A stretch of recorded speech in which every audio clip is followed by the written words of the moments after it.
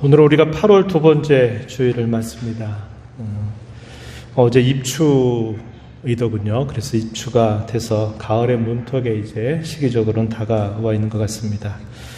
내일 모레가 되면 또 말복이네요. 그래서 이제 삼복 더위도 지나가게 되면 그 무더웠던 이 폭염도 아마 머지않아 사라지리라 생각이 됩니다. 조금만 더 힘내시기 바랍니다. 오늘도 공경 가운데서 맞는 주일이지만 오늘도 이 귀한 자리, 예배 자리에 잘 오셨습니다. 우리 주께서 은혜와 평강으로 모두 이들에게 함께 하시기를 진심으로 바랍니다. 우리가 성도로 살아가는 삶은 평생 동안 성경을 읽고 살아가는 삶입니다. 성경을 읽는 목적은 성경대로 믿고 살기 위한 것입니다. 성경대로 믿고 살려고 하면 성경이 우리에게 무엇을 가르치는지를 우선은 바르게 잘 알아야 하겠습니다. 그리고 바르게 알 뿐만 아니라 그것을 잘 알고 있어야 한다는 것입니다.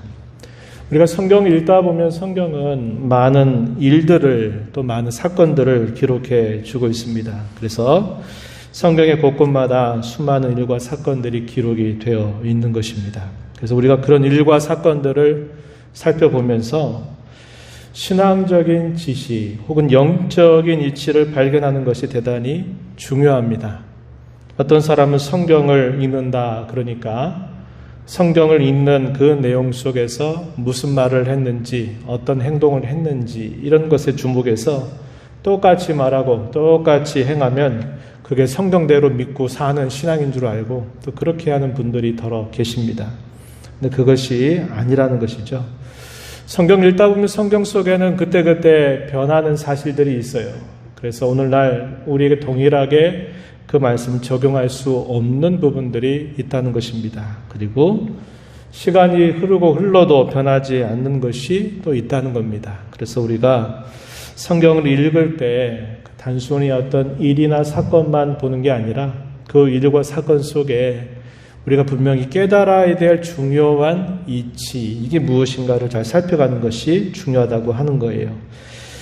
우리의 신앙생활은 그저 지금까지 우리가 들은 풍월 정도로 생각을 해서 그 풍월 따라 신앙생활을 하면 안 될 것입니다. 또 교회가 해왔던 오랜 전통이나 경험에 기대서 신앙생활을 해서도 안 될 것입니다. 혹은 무작정 우리가 드는 감정이나 그때그때 드는 기분 따라서 했다가 안 했다가 해서도 안 될 것입니다. 우리는 성경을 통해서 잘 정리된 이치나 또 원리를 따라서 매우 신중하게 신앙생활을 해야만 합니다. 오늘 우리 신앙생활에 있어서 이 용납의 문제를 함께 다루어 보고자 합니다. 오늘도 성령께서 저와 여러분 모두를 감화하시고 말씀으로 새롭게 해 주시기를 진심으로 바랍니다. 먼저 오늘 우리가 읽은 이 본문의 간략한 이야기를 좀 살펴보면서 용납이라고 하는 게 뭔가 하는 것들을 좀 여러 가지로 생각을 해보고자 합니다. 오늘 우리가 읽은 본문의 말씀의 내용을 보면 이스라엘 장로들이 에스겔 선지자 앞으로 찾아옵니다. 찾아와서 여호와 하나님 앞에 묻고자 하는 것입니다. 이것은 두 번째에 있는 일이었어요. 에스겔서 14장 1절로부터 5절 말씀에 보면은 한 번 이런 일이 있었어요. 그리고 얼마의 시간이 지나고 나서 또 한 번 이스라엘 장로들이 에스겔을 찾아온 것입니다. 1절 말씀에 보게 되면 이때가 언젠가 그 시기를 알려주는데요. 1절 초반에 보니까 당시 이스라엘 백성들이 이 바벨론 포로로 끌려오게 된 지 7년 5개월 10일째가 되는 날이라고 알려줍니다. 포로로 끌려온 시간을 뜻하는 표현입니다. 그때가 시기적으로는 주전 591년경이에요. 유다 나라가 완전히 패망하기 전까지 한 2, 3년 정도의 시간이 남아있는 때였습니다. 선제를 찾아봤다라는 것은 무슨 뜻을 우리에게 보여주냐면 하나님께 나왔다는 것을 표현해주는 말입니다. 그들이 이렇게 찾아오게 된 궁극적인 목적은 자신들이 처해져 있는 위기, 시련, 공경으로부터 벗어나게 해달라고 요청하기 위해서였습니다. 이것은 대단히 좋은 일이었어요. 그리고 하나님께서 매우 바라시는 일이었습니다. 하지만 문제가 있어요. 그 문제가 뭐냐면 하나님께서 무엇을 먼저 그들에게 요구하시는지를 그들이 살피지를 않고 하나님 앞에 나와서 그저 도와달라라고 말하고 있다는 것입니다. 에스겔은 찾아온 그들을 향해서 하나님은 용납하지 않는다라고 말해야만 했습니다. 우리가 보면 3절 말씀에 보면은 이렇게 말하죠. 인자야 이스라엘 장로들에게 말하여 이르라. 주 여호와께서 이같이 말씀하셨느니라. 너희가 내게 물으려고 왔느냐. 내가 나의 목숨을 걸고 맹세하거니와 너희가 내게 묻기를 내가 용납하지 아니하리라. 주 여호와의 말씀이니라. 선지자의 곁에 찾아와서 뭐라고 하나님께서 응답하시는가를 기다리고 있는 장로들에게 하나님이 너는 이 장로들에게 이렇게 말해라. 내가 맹세하거니와 너희를 용납하지 않는다라고 너는 대답해라. 이렇게 하나님이 말씀을 주신 것입니다. 이 용납한다라고 하는 이 말의 의미는 사람이나 어떤 상황 또 처지, 사건 혹은 어떤 물건을 너그러운 마음으로 받아들인다. 이걸 뜻하는 말입니다. 어떤 사람을 받아들이지 못하면, 다시 말해서 어떤 사람을 용납하지 못하면 그 사람과 관계된 어떤 것이든지 용납할 수 없게 됩니다. 하나님께서 이스라엘 장로들의 얼굴을 받아들이지 못한다, 용납하지 못한다라고 말할 때에는 그들의 말이나 그들의 행실 또 그 행실이 그것이 하나님께 드리는 제사든지 하나님께 드리는 기도든지 하나님은 그것을 받아들이지 못한다는 말이 되는 겁니다. 얼굴 용자를 써요. 그리고 받아들인다 할 때 납자를 씁니다. 그러니까 얼굴을 받아들이는 거예요. 우리가 사람을 이렇게 대면했을 때 얼굴을 편안하게 보게 되면 서로 인사도 나누고 뭐 안부도 전하고 하고 싶은 말도 하고 또 말도 듣는 게 자연스러워요. 그런데 이 관계가 굉장히 안 좋다 생각해 보세요. 그러면 얼굴을 쳐다보지 못해요. 쳐다봐도 대단히 불편해서 이 눈길을 피하게 되는 것입니다. 그렇게 되면 어떻게 되나요? 그 사람이 무슨 말을 하든지 그 사람이 어떤 행동을 하든지 그게 달갑게 받아들여질 수가 없는 겁니다. 이 용납이라고 하는 말이 그런 의미를 담고 있다고 하는 겁니다. 왜 하나님께서 찾아온 그들에게 용납할 수 없다고 말씀하실까요? 그 이유에 관해서는 우리가 읽지 않은 본문 뒷부분입니다. 에스겔서 20장 4절로부터 길게 31절 앞부분까지 그 이유를 아주 구체적으로 설명을 해 주십니다. 이걸 간단하게 정리하면 두 가지입니다. 조상 때부터 범해왔던 가증한 일, 이걸 다르게 우상 숭배라고 말해요. 그들뿐만 아니라 아주 오랜 역사 초기부터 조상적부터 끊임없이 우상 숭배를 했던 그 가증한 일, 그것에 대해서 하나님이 한 가지를 말씀하시고 또 하나는 반역에 대해서 말씀을 하시는데 그 반역을 이곳에서 여러 차례 설명하시는 말씀이 나타납니다. 그들이 하나님의 언약의 백성이 되었다고 하는 표시로서 그들은 지켜 살아야만 될 율례가 있었고 또 규례가 있었고 그들을 특별히 세상의 많은 종교와 구별해서 하나님이 제7번째 날 안식일을 구별해서 잘 지킬 것을 그들에게 말씀하셨는데 그들이 이런 언약의 표시들을 멸시하고 그것을 지키지 않았다는 겁니다. 소위 반역했다 이 말이죠. 하나님께서 왜 그 장로들을 용납할 수 없느냐? 그들이 우상 숭배라고 하는 가증한 일들을 버리지 않았다는 것과 그들이 하나님을 향해서 반역하는 삶을 살고 있다 하는 그 이유 때문에 말씀을 하시는 겁니다. 그래서 에스겔서 20장 31절 하반절에서 쭉 그 이유를 구체적으로 설명하시고 난 다음에 또다시 말씀하시기를 이렇게 표현하셨어요. 31절 하반절 보면 이스라엘 족속아 너희가 내게 묻기를 내가 용납하겠느냐 주 여호와의 말씀이니라. 내가 나의 삶을 두고 맹세하노니 너희가 내게 묻기를 내가 용납하지 아니하리라. 이미 3절에서 대답하셨던 그 말씀을 또다시 반복하셔가지고 말씀하시고 그 동일한 대답 사이에서 왜 내가 용납할 수 없는지 내가 너희에게 들려준다 하면서 그 이유를 말씀을 하신 것입니다.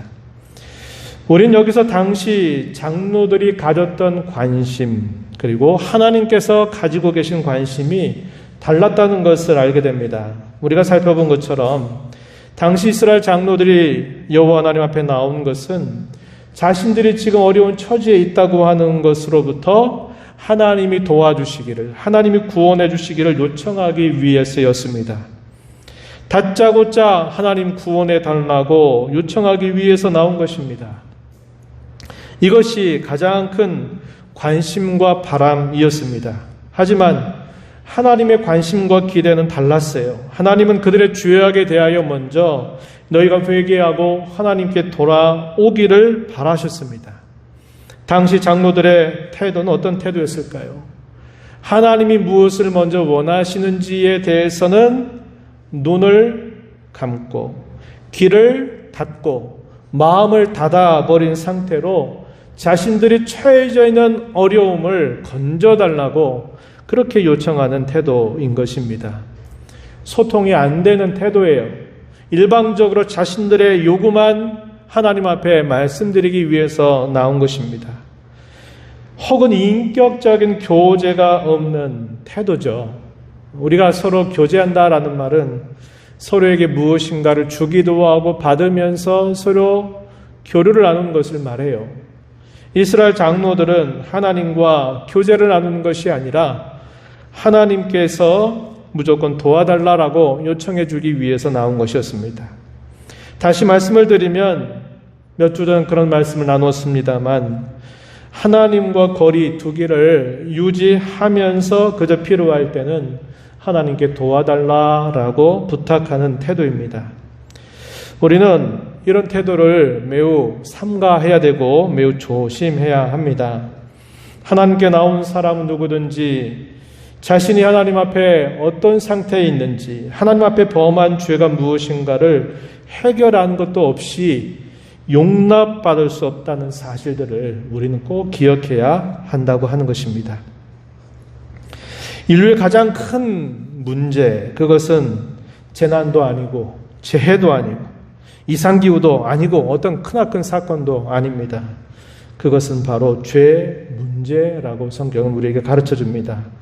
이 죄 문제를 해결하지 않고는 다른 어떤 문제도 진정으로 풀리지 않습니다. 그래서 하나님은 항상 가장 먼저 다루시는 것이 뭐냐면 이 죄 문제를 먼저 다루신다고 하는 거예요.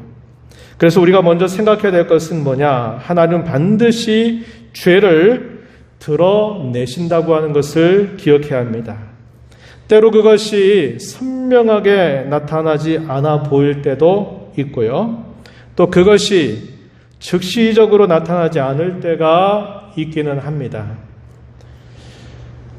우리가 이 땅에 살아가면서 느끼는 많은 불의의 문제 혹은 불공평의 문제 이런 것들에 대하여 사람들이 분노하고 참지 못하는 이유가 뭘까요?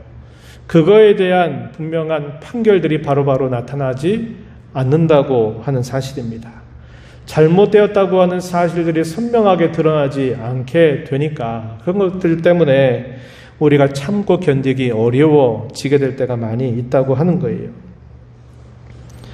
그런데 하나님은 때가 되면은 작게는 우리의 인생사 속에서 좀 더 크게 이야기하면 우리가 살아가는 역사 현장 속에서 하나님은 그 죄를 드러내신다고 하는 것입니다. 아주 예외적으로 어떤 경우에는 한 사람의 인생 속에서 죽을 때까지도 그게 안 드러날 때가 있고 또 어떤 경우에는 역사적인 현장 속에서도 그것이 드러나지 않아 보일 때도 아주 예외적으로 있기는 합니다. 조금 전 말씀을 드렸던 것처럼 특별히 우리 사회 속에서 정의나 불의의 문제가 나타나게 된다든지 또 공평과 불공평의 문제들이 나타난다든지 특별히 성도로 살아가는 저와 여러분에게 있어서는 의인은 성도는 말씀대로 살고자 하는데 고난을 당하게 되는 반면에 하나님을 알지 못하는 사람은 자기 하고 싶은 대로 사는데도 형통하게 잘 사는 문제를 만나게 될 때 우리가 대단히 힘겨움을 느끼게 되곤 하는 겁니다. 우리가 성도로 일평생을 살아가면서 겪는 혼란과 어려움이 바로 이런 데서부터 시작된다는 것을 우리는 알고 있어요. 시편의 한 성도는 그렇게 하나님 앞에 고백을 한 바 있죠.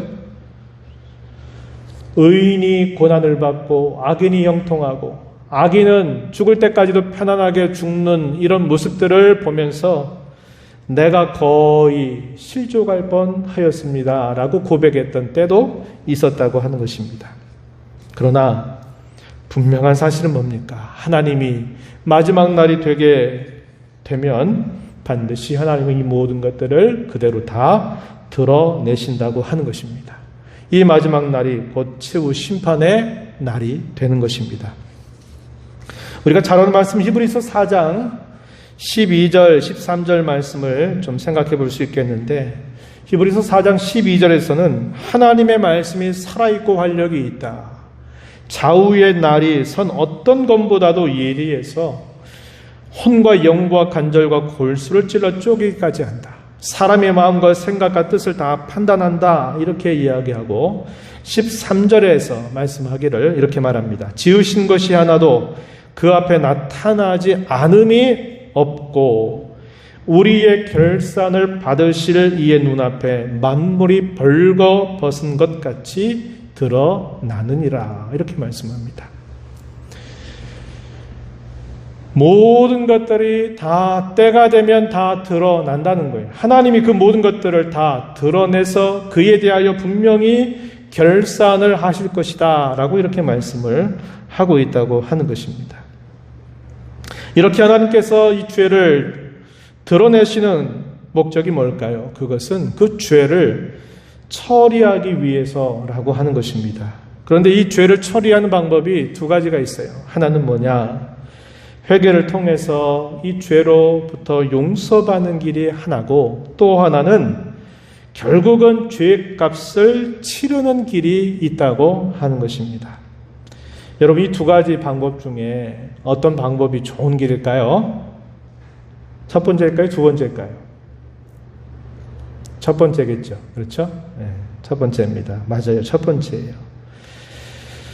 하나님께서 죄를 처리하시는 방법을 크게 두 가지로 알려주시는데 용서받는 길이 있다는 거예요. 그것은 회개를 통해서 용서받는 길이 있다는 것이고 이 길에서 벗어나게 되면은 결국 죄값을 치르도록 하시면서 하나님 그 죄를 처리하신다고 하는 겁니다. 우리가 잘 아는 성경 이사야서 1장 18절 말씀에서 이렇게 하나님은 우리에게 약속하시면서 오라고 요청을 하셨어요. 여호와께서 말씀하시되 오라 우리가 서로 변론하자. 너희의 죄가 주홍 같을지라도 눈과 같이 이어질 것이요 진홍같이 붉을지라도 양털같이 희게 되리라. 이렇게 하나님은 말씀하시면서 언제든지 내게로 와라.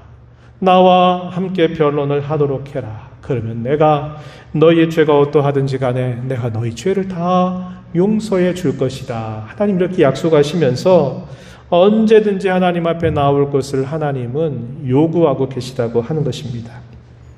놀랍게도 그리고 감사하게도 회개를 하면 용서해 주시는 분명한 근거가 있습니다. 그것이 뭡니까? 우리 주 예수 그리스도께서 우리의 모든 죄값을 다 대신 치러 주셨기 때문입니다. 우리가 이것을 두고 뭐라고 말합니까? 그리스도의 대속이다 혹은 그리스도의 속량이다 라고 우리는 말하고 있는 겁니다. 우리가 죄로부터 벗어나서 우리가 영생을 얻는 그 길이 무엇이냐? 그것은 그리스도의 대속의 공로 때문이다. 우리는 이렇게 가르치고 또 이렇게 믿고 이렇게 살아가고 있는 것입니다. 그리스도께서 대신 내가 받아야 할 모든 죄 값을 대신 다 치러주고는 내게로 나오게 되면 그 치러준 대가를 보고 내가 너의 죄가 어떠하든지 다 내가 용서해 주겠다라고 하나님이 약속하고 계시는 것입니다. 하지만 이런 하나님의 은혜로운 초대에 응하지 않고 회개하지 않게 된다면 하나님 반드시 그 죄값을 치르게 하시는 겁니다. 그 죄값은 두 가지 정도로 나타나요. 하나는 징계의 모습으로, 하나는 보응의 모습으로 그 죄값을 치르게 하신다고 하는 겁니다. 특별히 이 두 가지 중에서 징계는 신자들에게 죄값을 치르게 하는 하나의 방법이라고 성경 가르쳐 주고 있습니다. 징계에 대해서 약속하시는 적절한 말씀을 여러분들에게 하나 소개를 하면은 사무엘하 7장 14절 15절 말씀, 이 구절을 하나 소개를 해드릴 수 있을 것 같아요. 이 말씀은 어떤 말씀이냐? 다윗이 하나님 앞에 기도할 때 하나님께서 이 다윗에게 약속해 주시는 말씀이에요. 소위 다윗 언약이라고 부르는 아주 중요한 그 말씀 중에 하나님께서 다윗과 그의 아들에게 그리고 모든 신자들에게 약속하신 말씀입니다. 뭐라고 말씀하냐면 이렇게 약속하셨어요. 내가 그에게 아버지가 되고 그는 내게 아들이 되리니 그가 만일 죄를 범하면 내가 사람의 매와 인생의 채찍으로 징계하려니와 내가 내 앞에서 물러나게 한 사울에게서 내 은총을 빼앗은 것처럼 그에게서 빼앗지는 아니하리라. 이렇게 하나님이 약속을 하셨습니다. 다윗에게 하신 약속이에요. 솔로몬에게 적용되는 말씀입니다. 그에게만이 아니라 모든 신자에게 약속해 주신 하나님의 말씀이기도 하다는 겁니다. 그 약속의 내용은 사람의 매와 인생의 채찍으로 징계를 하시겠지만은 은총을 빼앗지는 않겠다라고 하시는 것입니다. 이 두 가지 내용을 요약해 보면은 이렇게 요약할 수 있겠죠. 죄에 대하여 회개하여 용서를 받지 못하게 된다면 하나님 반드시 그 죄값을 치르게 하신다는 것입니다. 이것을 잘 표현해 주고 있는 말씀, 에스겔서 18장 30절 말씀에 이 사실을 잘 표현해 주고 있는데 제가 이 말씀을 잠시 소개해 드릴게요. 주 여호와의 말씀이니라. 이스라엘 족속아, 내가 너희 각 사람이 행한 대로 심판할지라. 너희는 돌이켜 회개하고 모든 죄에서 떠날지어다. 이렇게 하나님께서 말씀을 하신 겁니다. 하나님 반드시 심판한다. 이 말은 죄값을 반드시 치르게 하신다는 것을 말씀하는 겁니다. 그러나 그 죄값을 치르지 않는 하나의 방법이 있는데 그게 뭐냐면 너희가 돌이켜서 회개하고 모든 죄에서 떠나게 된다면 이 죄값을 너희가 치르지 않아도 된다라고 이렇게 하나님이 말씀을 하고 계신 것입니다. 신자냐 불신자에 따라서 죄값을 치르게 하는 방법이 다르다라고 우리가 생각을 해봤죠.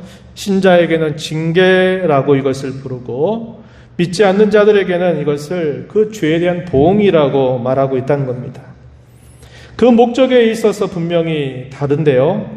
신자를 이렇게 징계해야 하시는 목적은 뭐냐면 그들을 정화하고 그들을 회복시키려고 하시는데 그 목적이 있다고 하는 것입니다. 우리가 소위 교회 표지 가운데서 권징이라고 하는 것을 우리가 예전에 살펴본 바도 있는데 이 권징의 목적도 잘라내는데 그 목적이 있는 게 아니고 그로 하여금 다시 그를 깨끗하게 해서 그를 다시 회복하는데 그 권징의 목적이 있는 것처럼 징계의 목적 또한 동일하다고 하는 것입니다. 에스겔서 22장 조금 뒤로 가서 보면은 19절 20절에서 이런 말씀을 하셨어요. 너희가 다 찌꺼기가 되었은즉 내가 너희를 예루살렘 가운데로 모으고 사람이 은이나 노시나 쇠나 나비나 주석이나 모아서 풀무 불 속에 넣고 불을 붙여 녹이는 것 같이 내가 노여움과 분으로 너희를 모아 거기에 두고 녹이리라. 이런 말씀을 하십니다. 너희가 누굴까요?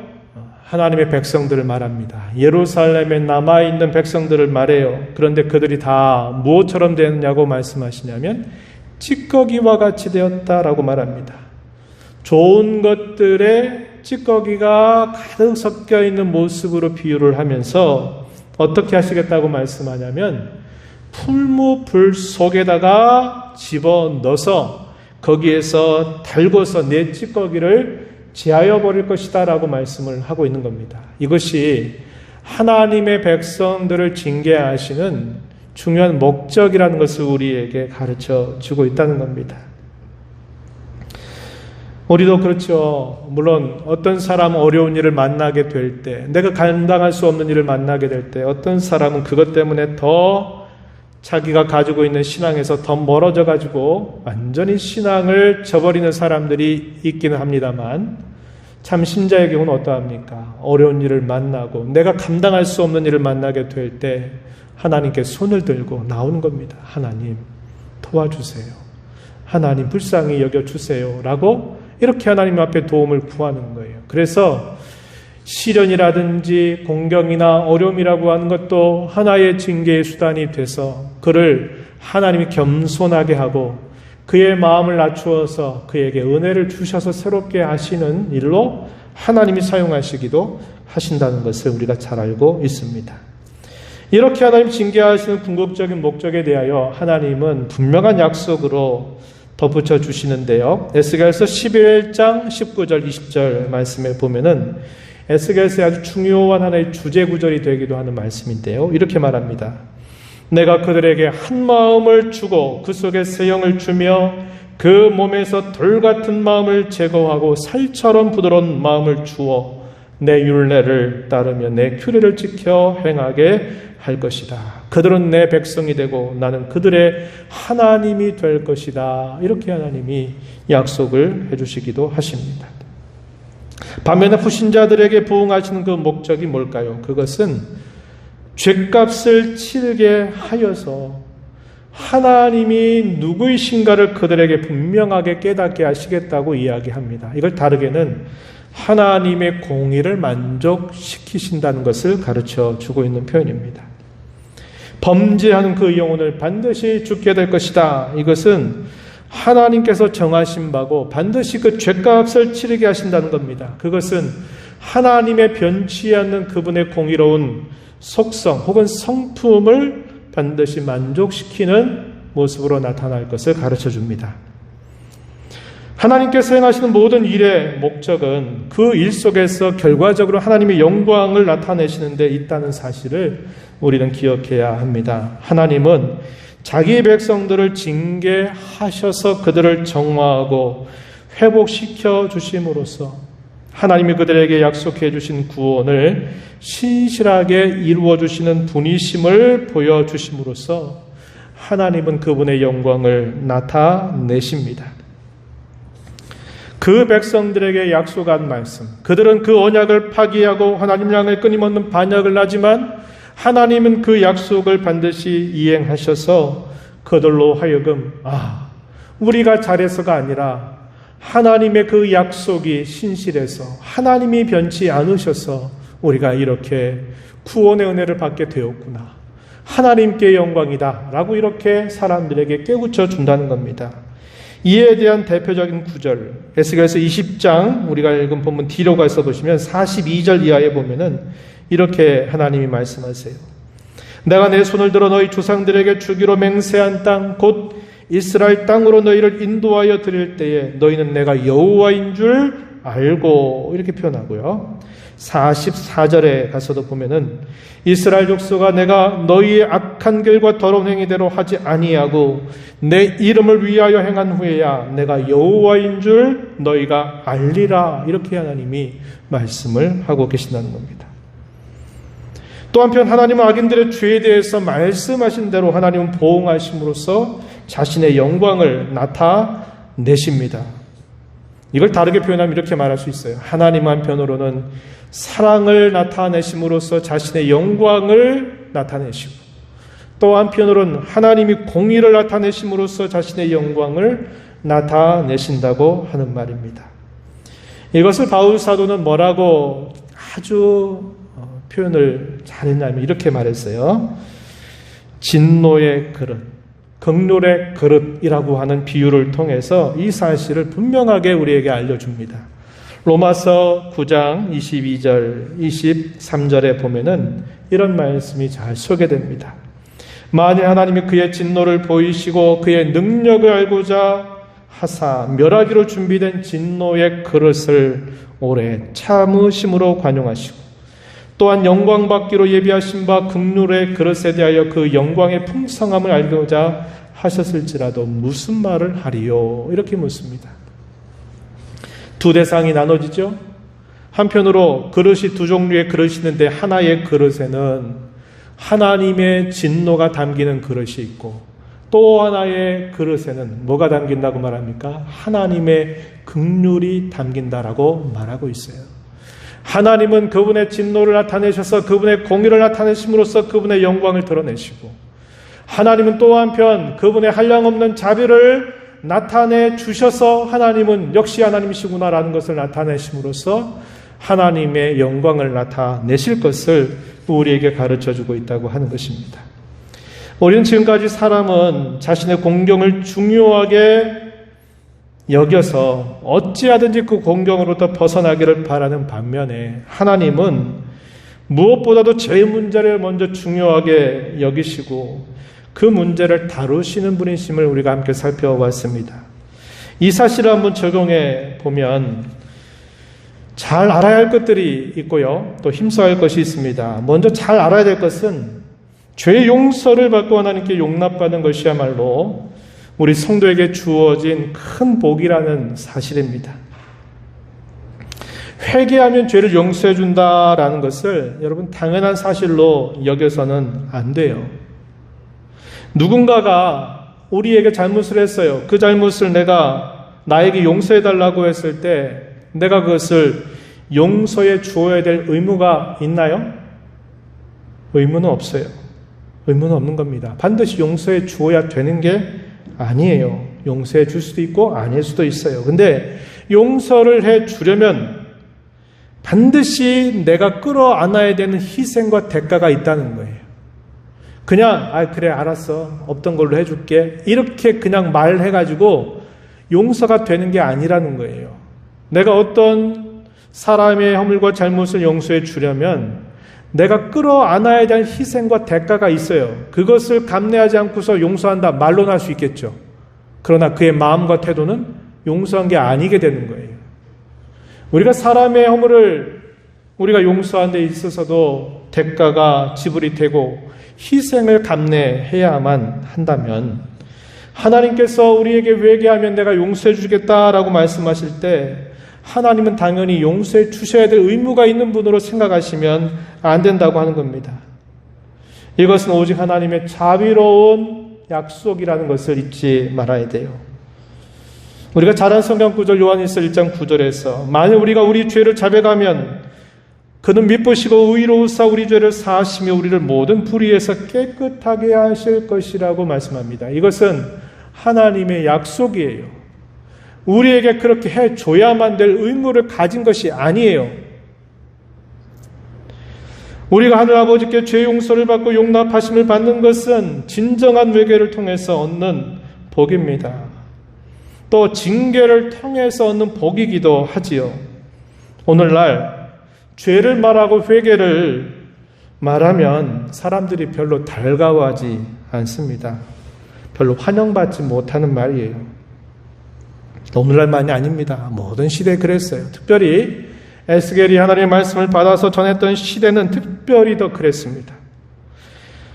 패망기에 접어들었던 시대에 외쳤던 모든 선지자들은 환영받지 못했어요. 미움받았습니다. 그들로부터 따돌림을 당하고 외면받았습니다.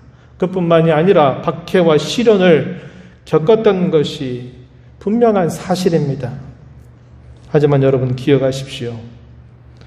회개하는 것, 그래서 하나님께 용납을 받는 것, 또 징계를 잘 감당하는 것, 그래서 하나님께 용납을 받는 것은 성도인 저와 여러분에게 약속된 하나님의 복이라고 하는 사실을, 그것은 큰 복이라고 하는 사실을 기억해야만 한다는 겁니다. 저도 말씀드렸지만 이 죄 문제에 대한 해결이 없이는 하나님 우리를 용납하실 수가 없어요. 용납하실 수가 없다는 얘기는 무슨 얘기입니까? 어떻게 된다는 말인가요? 아까 이야기했죠. 얼굴을 내가 편한 마음으로 받아들일 수 없게 된다면 그 사람이 무슨 말을 하든지 그 사람이 어떤 행동을 하든지 그게 다 달갑지 않는 겁니다.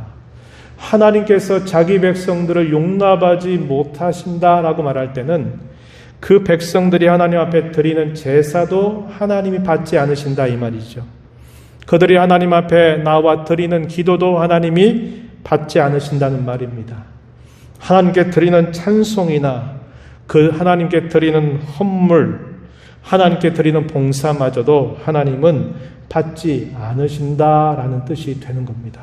그래서 용납을 받느냐 받지 않느냐 하는 것이 별스러운 문제가 아닌 게 아니라 대단히 간단한 문제가 아니라 대단히 중요한 문제라고 하는 겁니다. 예수님께서는 이와 같은 표현을 조금 다르게 말씀하셨어요. 마지막 때에 이런 일이 있을 거다라고 말씀하신 바가 있습니다. 마태복음 7장 21절로부터 23절에 보면은 마지막 때 이런 사람이 있을 것이다. 그때 내가 밝히 그들에게 말할 것인데 나는 너를 도무지 모른다라고 내가 분명하게 말할 것이다. 이렇게 하나님이 말씀하신 것이 있었어요. 뭐라고 얘기합니까? 나더러 주여 주여 하는 자마다 다 천국에 들어갈 것이 아니요 다만 하늘에 계신 내 아버지 뜻대로 행하는 자라야 들어갈 것이다. 그날에 많은 사람이 나에게 찾아와서 주여 주여 우리가 주의 이름으로 선지자 노릇하고 주의 이름으로 귀신을 쫓아내고 주의 이름으로 많은 권능을 행하였습니다라고 말하겠지만 나는 그때 밝히 그들에게 말할 거다. 뭐라고요? 나는 너희를 도무지 알지 못한다. 불법을 행한 자들아 내게서 떠나가라. 나는 밝히 그렇게 말할 것이다 라고 주님이 경고하신 바가 있다는 겁니다. 여러분, 용납받는다는 거 대단히 중요해요. 그렇다면 성도인 저와 여러분이 힘써야 할 일이 뭘까요? 그것은 죄로부터 벗어나서 하나님께 용납받는 것입니다. 이것을 우리가 대단히 힘써야 할 일로 받아야 한다는 거예요.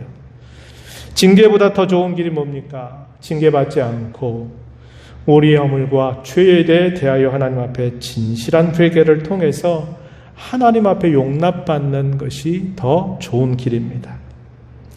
그리스도의 공로를 붙들고 의지해서 우리의 모든 죄와 허물을 용서받는 길이야말로 가장 좋은 길이고 하나님 앞에 용납하심을 받는 가장 좋은 길이라고 한 것입니다.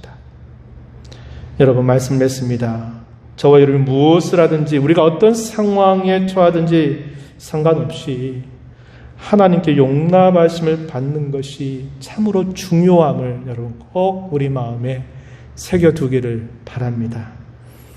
하나님이 용납하시지 않는다면 그 어떤 것도 다 필요가 없고 아무것도 소용이 되지 않기 때문에 그러한 것입니다.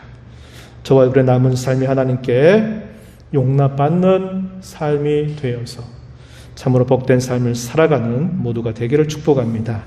하나님 아버지, 오늘도 저에게 주신 말씀을 통해서 하나님께 용납하심을 받는다고 하는 것, 성도에게 주신 큰 복이요 은혜인 줄 깨닫게 하시니 감사합니다. 우리의 진정한 회개가 없이는 하나님 우리를 용납하실 수 없음을 저희가 배웠고, 때로 징계 가운데 우리를 낮추셔서 그 징계로 우리를 마침내 용납하게 하시는 일이 있는 것도 저희가 잘 받아야 될 것을 교훈받았지만 무엇보다 가장 좋은 길은 우리의 죄와 허물로부터 회개하고 그 죄로부터 돌아서는 데 있음을 저에게 교훈하여 주셨사오니 이 말씀 저희 마음에 잘 새겨서 남은 모든 삶을 통해서 하나님이 기뻐 받으실 만한 복된 삶을 살아가는 저희 모두가 되게 해 주옵소서. 예수님 이름으로 기도하옵나이다. 아멘.